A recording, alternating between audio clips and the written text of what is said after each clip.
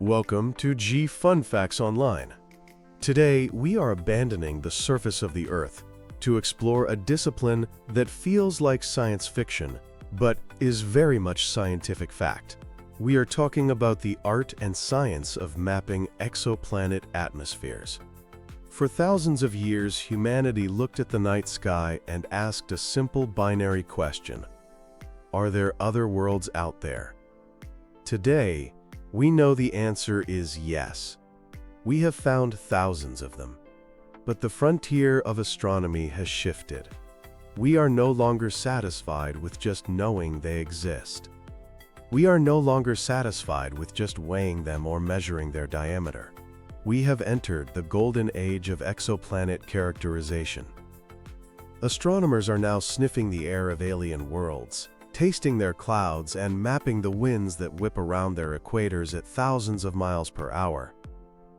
This is the era of atmospheric spectroscopy, a field that blends quantum physics, fluid dynamics, and extreme engineering to decode the faint chemical fingerprints of worlds trillions of kilometers away. To understand how we map an atmosphere we cannot physically see, we first have to understand the messenger, which is light.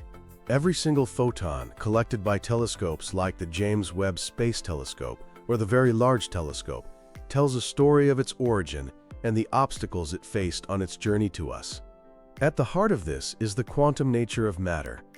Atoms and molecules are incredibly picky eaters. They only absorb or emit light at specific quantized energy levels. Think of a water molecule. It vibrates and rotates in very specific ways. When a photon of the exact right energy hits it, the molecule absorbs that photon and jumps to a higher energy state. To us observing from Earth, this absorption looks like a missing slice of light in a spectrum, a dark line known as an absorption feature. Conversely, if that molecule drops to a lower energy state, it emits a photon, creating a bright emission line. By spreading the light from a star into a rainbow or a spectrum, we can read these lines like a barcode. We can identify exactly which chemical species, whether it is water, methane, carbon dioxide, or sodium, are present in the gas floating around a distant planet. But an exoplanet's atmosphere isn't just a bucket of gas. It is a layer cake. It is a complex 3D structure with varying temperature, pressure, and composition. The light we observe is the result of radiative transfer, the passage of radiation through these layers. We have to consider something called optical depth, which measures how opaque the gas is. In a clear atmosphere, we see deeper down. In a cloudy one, our view is blocked high up. We also see effects like pressure broadening. In the deep, high-pressure layers of an atmosphere, atoms collide frequently, blurring their energy states and making those spectral lines wide. Higher up, in the vacuum of the upper atmosphere, the lines are sharp and narrow. This difference is actually a gift. It allows astronomers to probe different altitudes by looking at the shapes of the spectral lines. One concept you need to understand to grasp why we know so much about some planets and so little about others is the scale height. This dictates how puffy an atmosphere is. It is determined by the temperature of the gas and the gravity of the planet. The physics reveals a fundamental truth. Hot planets with light gases, like hydrogen and helium, and low gravity are the easiest to study. Their atmospheres are vast and extended, creating big, easy-to-detect signals. Small, cool, rocky worlds with heavy atmospheres, like Earth's nitrogen and oxygen mix, have tiny scale heights. Their atmospheres are vanishingly thin rings that are incredibly difficult to probe. So how do we actually gather this light? The workhorse of this field is transmission spectroscopy. This relies on a geometric coincidence, the planet passing directly in front of its star, an event known as a transit. As the planet transits, it blocks a portion of the starlight, but the planet isn't a solid disk. It has a semi-transparent atmosphere around the edge. At wavelengths where the atmosphere is transparent, light passes through. At wavelengths where the atmosphere is opaque, Perhaps due to water vapor, the atmosphere blocks the light, making the planet appear effectively larger. By measuring how much the planet blocks the star at different colors, we build a transmission spectrum. This method probes the terminator region, the twilight zone dividing day and night. This is a dynamic place where cool night-side air meets hot day-side air, often driving powerful winds. However, this method has enemies. The biggest one is clouds. A high-altitude cloud deck acts like a floor, preventing us from seeing the deep atmosphere. In the spectrum, this looks like a flat line, a featureless wash that hides the chemical signatures below. But when it works, it is spectacular. In 2022, the James Webb Space Telescope looked at WASP-39b, a hot Saturn-like world. The spectrum didn't just show water, it showed a clear signal of sulfur dioxide. This was the first concrete evidence of photochemistry in an exoplanet. It meant high-energy ultraviolet light from the star was smashing into water and hydrogen sulfide molecules, triggering a chemical chain reaction that created the sulfur dioxide. We were watching active chemistry on an alien world. While transmission spectroscopy looks at light filtering through the atmosphere, emission spectroscopy looks at the light emitted by the planet itself. This happens during a secondary eclipse, when the planet passes behind the star.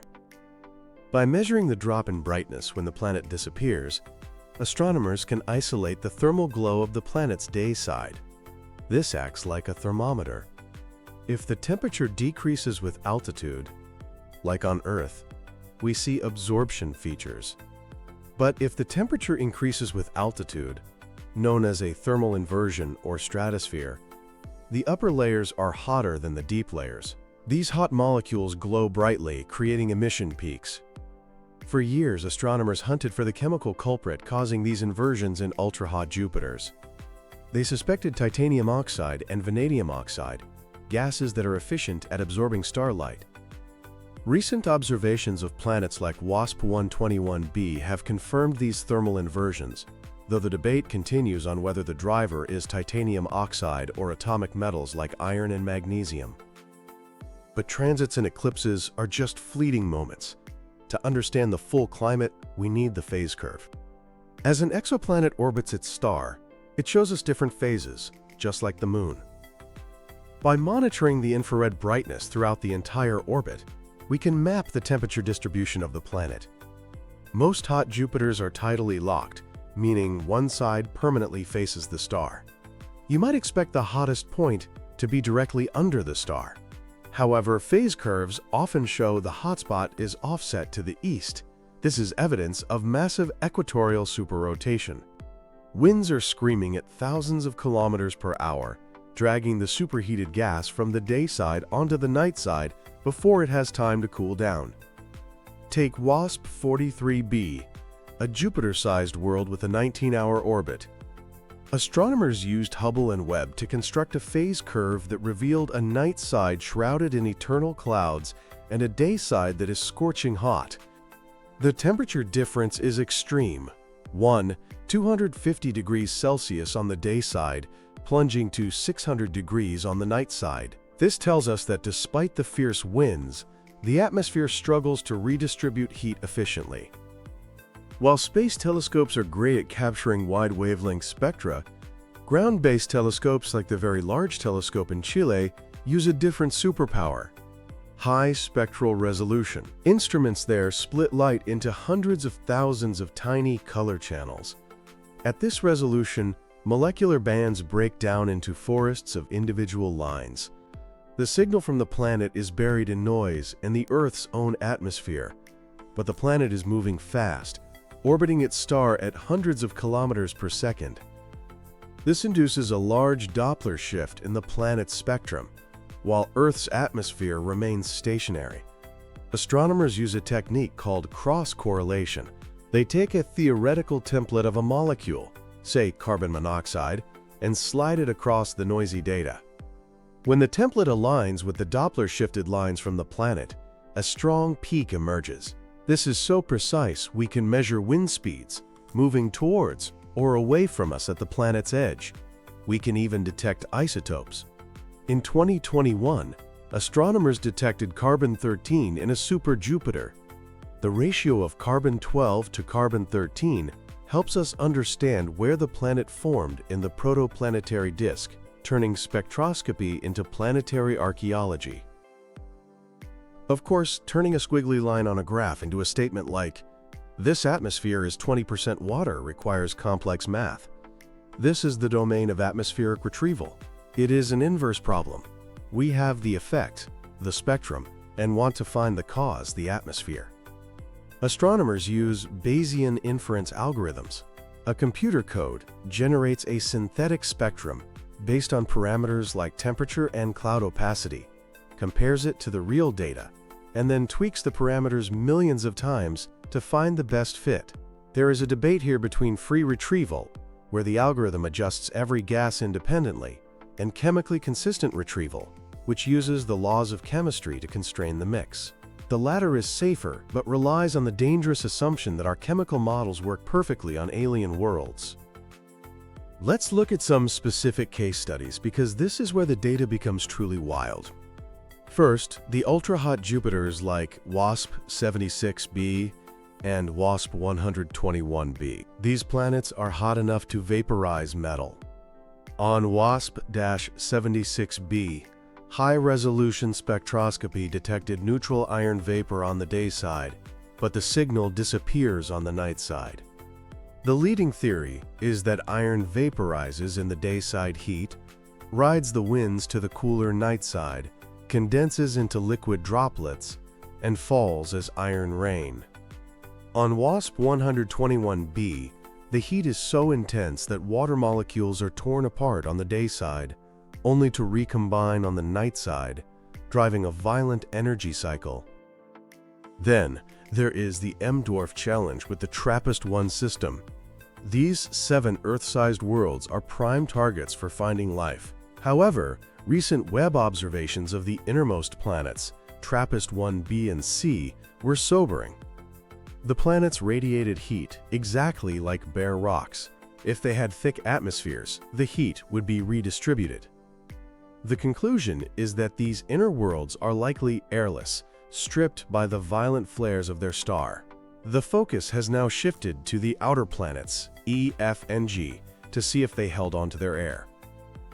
Moving to the habitable zone, we have the Hycean controversy with K2 to 18b. This is a mini Neptune? In 2023, a team using Webb reported methane and carbon dioxide, but a lack of ammonia. They interpreted this as a Hycean world, a planet with a liquid water ocean beneath a hydrogen atmosphere. The twist was a tentative detection of dimethyl sulfide, a molecule produced on Earth almost exclusively by marine life. However, skepticism is high. Subsequent analysis in 2024 and 2025 suggests the signal might be noise or a misinterpretation of methane. Climate models also suggest the ocean might be too hot to be liquid. K2-18b represents the messy middle of science, where interpretation is fiercely debated. Finally, a new darling of the field emerged in mid-2024, LHS 1140b. This super-Earth appears to be a true water world. Its density suggests it has a substantial water layer, perhaps 10 to 20% by mass. Because it is tidally locked, models suggest it could be a frozen eyeball world with a single, open ocean of liquid water facing the star, an iris of habitability. Webb spectra have hinted at a nitrogen-rich atmosphere, making it one of the most compelling targets for finding a secondary atmosphere like Earth's. We are just getting started. The future holds the ARIEL mission, launching in 2029, which will conduct a chemical census of 1,000 exoplanets, moving us from individual case studies to population statistics. On the ground, the extremely large telescope is being built. It will use high-resolution spectroscopy to detect oxygen in the atmospheres of Earth-like planets orbiting nearby stars. And in the 2040s, NASA plans the Habitable Worlds Observatory, designed to directly image Earth twins and look for the biosignature triad, oxygen, water, and methane together. In conclusion, we are witnessing a historic decoupling in human knowledge. For all of history, knowing a place required going to that place. We knew about the Amazon because we walked it. We knew about Mars because we sent rovers. Spectroscopic mapping allows us to know these worlds, their winds, their rains, their chemistry, without ever leaving our orbital backyard. We are exploring the galaxy not with starships but with light. The maps are fuzzy today, filled with blank spaces, but the resolution improves every year. From the iron rains of WASP-76b to the potential oceans of LHS-1140b, the universe is no longer a silent void. It is singing, and for the first time in history, we have the ears to hear it. Thank you for listening to G Fun Facts Online.